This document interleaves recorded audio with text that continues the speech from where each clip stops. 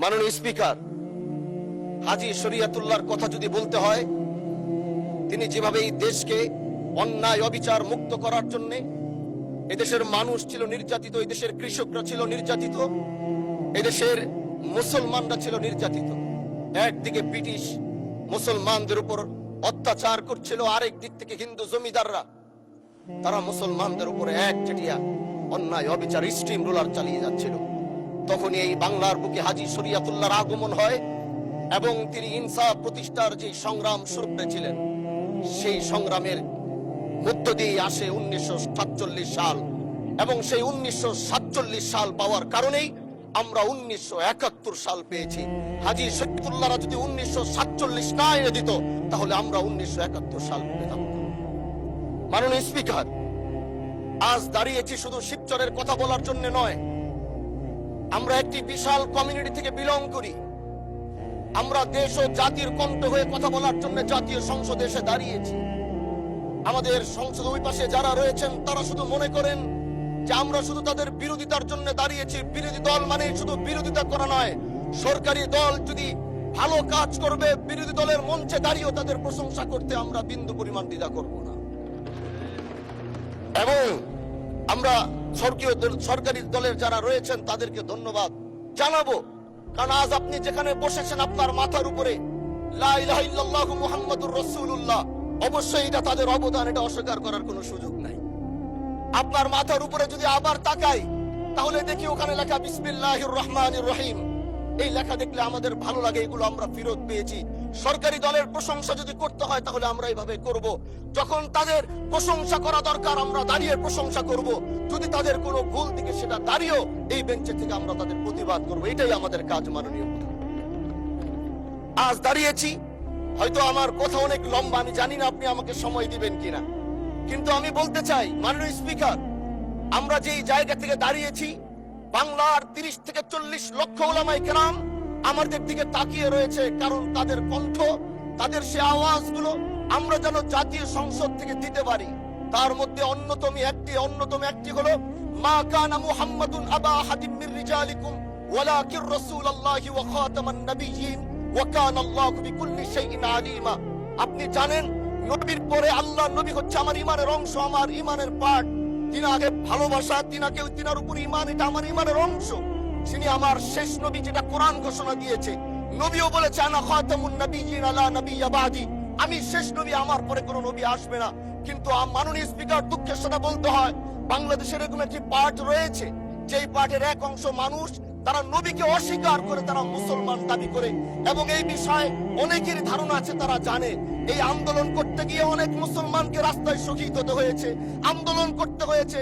স্বাধীনতার পর থেকে আজও সে আন্দোলন চলছে, কিন্তু আজও পর্যন্ত সেটা পাইনি। আমি মাননীয় প্রধানমন্ত্রীকে বলবো, আপনি বাংলাদেশে একটি ইতিহাস রচনা করে যাবেন। আপনার মাধ্যমে যদি এটা স্বীকৃতি পায়, যারা নবীকে অস্বীকার করে তারা কোনোদিন মুসলমান থাকতে পারে না, এটা আইনের মাধ্যমে, এটা বাংলাদেশের পার্লামেন্ট থেকে ঘোষণা হবে, সেটা আমরা চাই। মাননীয় স্পিকার, আরেকটি কথা, আপনি জানেন আমরা আমাদের নবীকে সবচেয়ে বেশি ভালোবাসি, যিনি আখিরি নবী, যাকে বলা হয়েছে ওয়ামা আরসালনাকা ইল্লা রাহমাতাল লিল আলামিন। আমরা বারবার দেখছি কিছুদিন পর পর কারা যেন কিভাবে এসে আল্লাহ নবীর শানে কটূক্তি করে, নবীকে নিয়ে অশ্লীল ভাষায় গালিগালাজ করে, নবীর শানে কটূক্তি করে। এই আন্দোলন, এই সংগ্রাম করতে গিয়ে আপনিও মাননীয় স্পিকার দেখেছেন, রাস্তাঘাটে আন্দোলন করতে গিয়ে কত মানুষ মৃত্যুবরণ করেছে। যদি একবার বাংলাদেশের আইনে, কারণ মুসলমান যদি আমাদের বাংলাদেশের পার্সেন্টেজ অনুযায়ী আমাদের অবশ্যই মুসলমানদের সংখ্যা এই দেশে অনেক বেশি। আমরা তো অন্য কিছু চাচ্ছি না।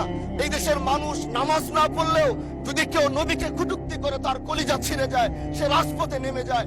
আমি বলবো, যারা নবীকে কটূক্তি করে, নবীর নামে গালিগালাজ করে, এদের মৃত্যুদণ্ড, এই আইনটাও যেন বাংলাদেশের এই সংসদ থেকে পাশ করা হয়। মাননীয় স্পিকার, এই কথাগুলো বলতে গিয়ে অনেক কথা হারিয়ে যাচ্ছে।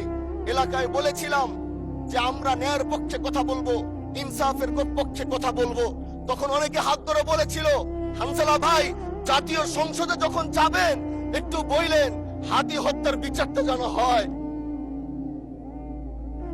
যে 2 মিনিট বাড়ানো হলো, আরো বলেন। আজকে যে সন্তানটা ন্যায়ের পক্ষে কথা বলেছিল, ইনসাফের আওয়াজ দিয়েছিল, আমাদের মতোই যুবক, মাননীয় স্পিকার, তিনি যে স্বপ্ন বুনেছিল এক সুন্দর বাংলাদেশ করবার, রাস্তার ভিতরে সেই স্বপ্ন থামিয়ে দেওয়া হয়েছে।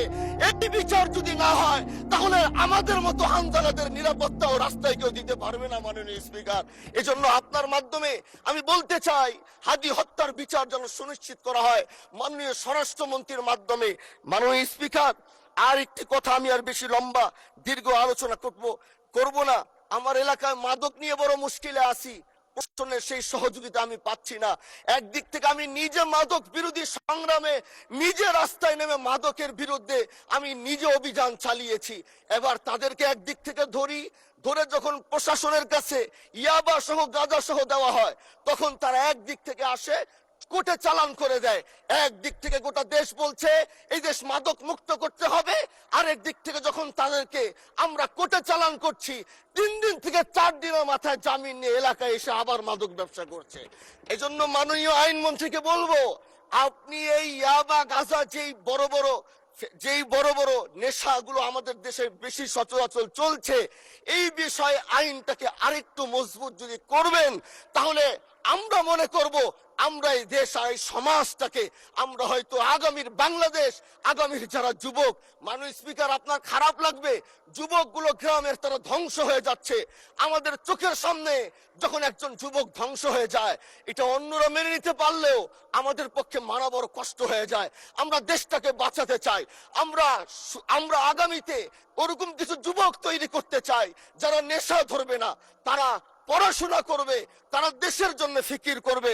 মাননীয় স্পিকার, আমি সত্যের পক্ষে থাকবো, আমি অন্যায়ের বিরুদ্ধে সোচ্চার থাকবো, আমি গণমানুষের কণ্ঠ হয়ে করব। আমি এমন